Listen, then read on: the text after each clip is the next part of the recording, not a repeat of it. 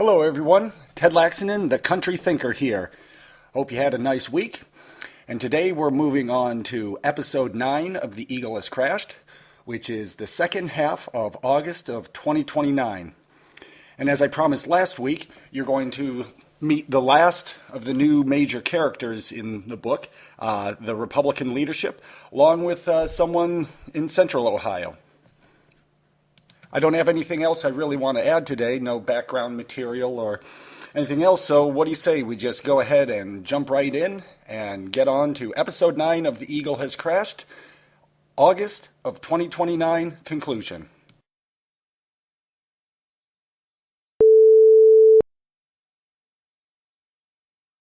President Maynard sat at the Oval Office desk, and Treasury Secretary Waters sat on the front left corner of the desk with his legs crossed.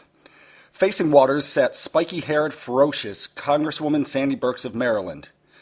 To her left was Senator Bernie Caldwell, the tall, measured majority leader from North Carolina. A gap separated Caldwell from a middle-aged, curly-haired woman, Republican Senator Joan Morris of Missouri. Like her Democratic counterpart, she was known for her civil and direct manner. To her left, positioned as far from his House rival as the seating arrangement would allow, was the wiry Republican Speaker of the House, Frank Baston of Alabama. And like his counterpart, Switchblade Frank was known for his ruthlessness. "Thank you for coming here today, everyone," the president began. "Senator Morris, Congressman Baston, let me get you up to speed on the situation.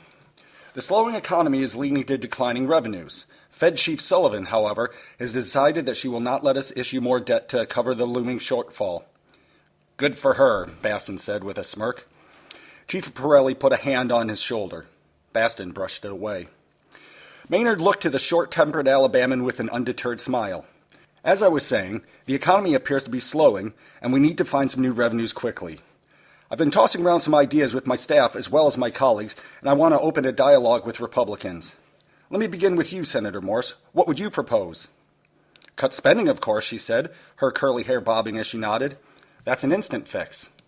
The Treasury Secretary's eyes opened wide and his nostrils flared. "That is the wrong path, economically speaking. The economy is shedding jobs and consumer spending is dropping. If we cut government spending, there won't be anything left to drive the economy, so cutting spending is the worst idea." "I'm afraid I disagree with you," the senator answered. "My staff economist has advised me that high debt levels, high taxes, and inefficient government spending are behind the slowdown." She scratched her head. "We should probably cut taxes to get the economy going, but if we're facing a revenue shortfall, we might want to hold back on that. The only choice is to cut spending." Congresswoman Burks shifted in her seat and looked to the president. "I warned you they were going to be unreasonable." "Hold on, Burks," the president said. "Let's hear them out." He turned to the House Speaker. "All right, Frank, what do you think?" "I agree wholeheartedly with Senator Morris. We need to cut. A lot. We can start by repealing the Invest in America Act." The president smiled. "That's my legacy act, Mr. Speaker, so I'm going to call that one off limits." Baston shrugged his shoulders. "Fine. I can point out $500 billion we can cut tomorrow that will help the economy and save the budget." President Maynard tilted his head. "Oh, really?" "Absolutely, and I can get you a list by this afternoon." "Give me some examples." "Oh, halt funding for the arts, cut back on research grants, stop subsidies for economically unsound industries, withdraw all foreign aid." He waved his arms excitedly. "I could go on all day." "We can start with a cross-the-board pay cut for government workers," Senator Morris interjected. "That's not an option," Waters said. "Why not? They make far more than their private sector equivalents, they produce less, and they have the benefit of almost total job security." "Again, Senator," Waters said, "we need the spending of these workers to keep the economy going. We need the spending, so we have to look at tax increases as our primary weapon to lower the deficit." "I will oppose any new taxes. I want to get this done with spending cuts, period," Baston said. He rubbed his temple. "All right," the president said. "Let's consider spending cuts for a moment." Congresswoman Burks looked to the president, anticipating agreement. "The defense budget is way too large. We can certainly find a couple of $100 billion there." She smiled. Republicans loved to talk about budget cuts until the Defense Department came up. "I agree," added Waters.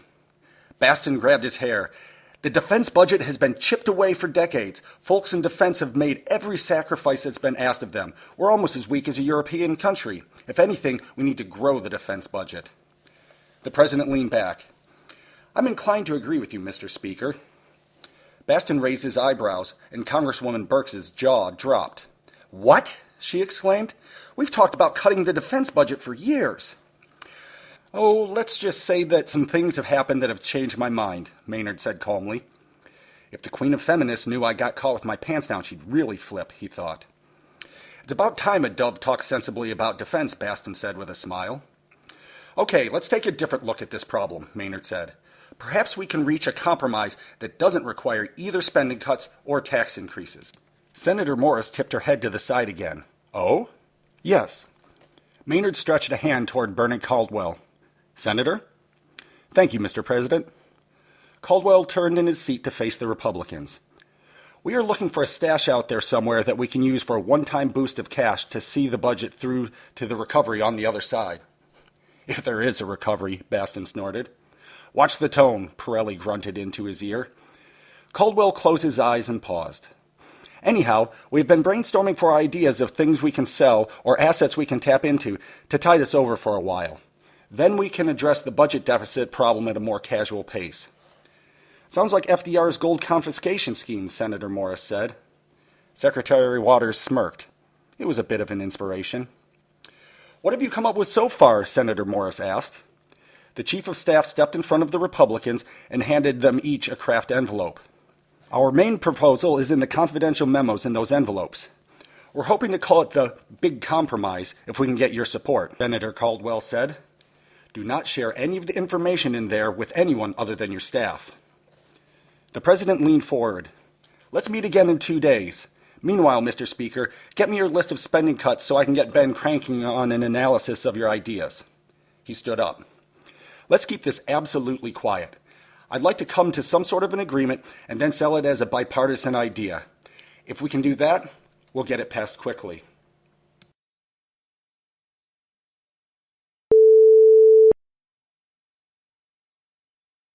Senator Morris sat with papers scattered around a conference table at 3 a.m. Congressman Baston entered, red tie hanging loosely about his neck. He grabbed a seat across from Morris and leaned back, folding his hands behind his head. A wry smile grew on his narrow, stubbly face. I tell you what, Joan, the Democrats have really got themselves in a bind. She could tell the speaker smelled blood in the water. Democrats aren't the only ones to blame. Ah, bullshit. They're completely screwed here. This is our opportunity to really put the screws to them. As far as I'm concerned, we should put together 3 proposals, A, B, and C. Then we tell the Dems to pick one. Period. No negotiation. Senator Morris laughed. Don't count your chickens before they're hatched, Frank. Maynard is a hell of a politician, and he can easily spin us as obstructionists if we approach this too rigidly. I think you underestimate our position, Joan. This is a once-in-a-lifetime opportunity. For what it's worth, I think we need to take the Fed chief to dinner for drawing a line in the sand on the deficit. I agree with that. Baston squinted. What do you make of this big compromise idea? It seems pretty nutty.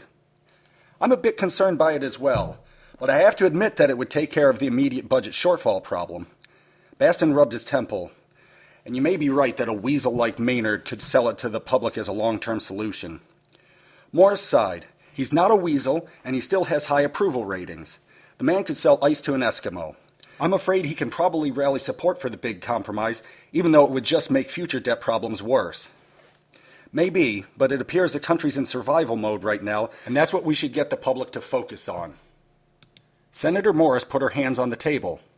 I look at this as both a short and long-term problem, and the big compromise only buys us time. I'll only agree to it if it comes with some serious budget cuts to set us on track for a balanced budget. I agree wholeheartedly, Baston said. The biggest problem I see is Waters, Morris said, shuffling papers. He's an economist committed to the idea that government spending is a necessity to jumpstart the economy. I disagree with him, but he has the president's ear. I don't think Waters is stupid or would do anything to intentionally hurt the country, but I think he's wrong. I respect you, Joan, but I think you underestimate our position. What more levers do we need? He threw his hands up. We're broke, and it's on Maynard's watch. Again, if we stay too rigid, we'll get painted as obstructionists. Tough. This is our big chance, and we need to get as much as we can. All right, I think this is the position we need to take. We'll agree to the president's big compromise proposal. There must be accompanying budget cuts to set us on a healthier budgetary trajectory. Perfect. And no tax increases. Period. None. Morris stared into the distance. What? The speaker asked. She sighed. You know, if the economy is really falling into a recession because of our national debt problem, I expect a lot of anger with Washington. Senator Morris stared off into the distance. Let's face it, it's not Main Street's fault, but it will be their problem.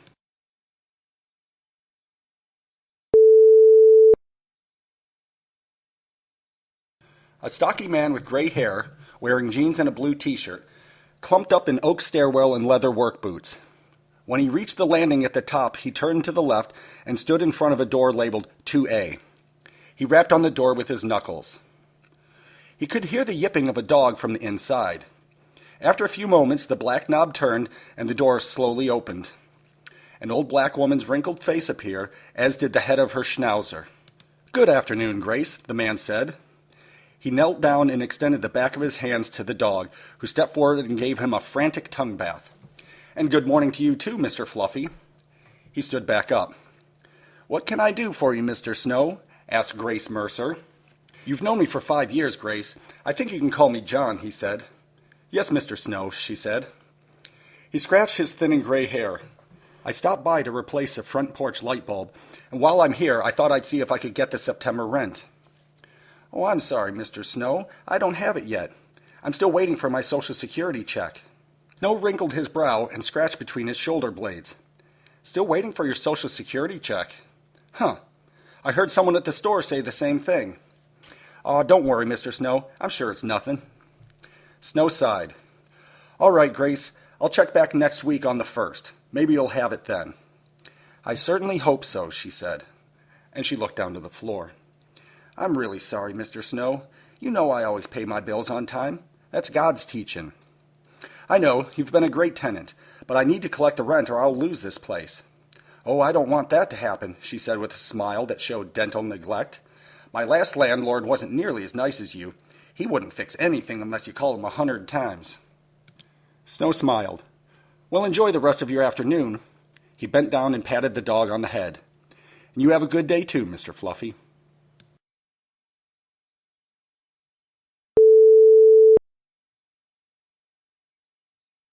And that concludes episode 9 of The Eagle Has Crashed, August of 2029.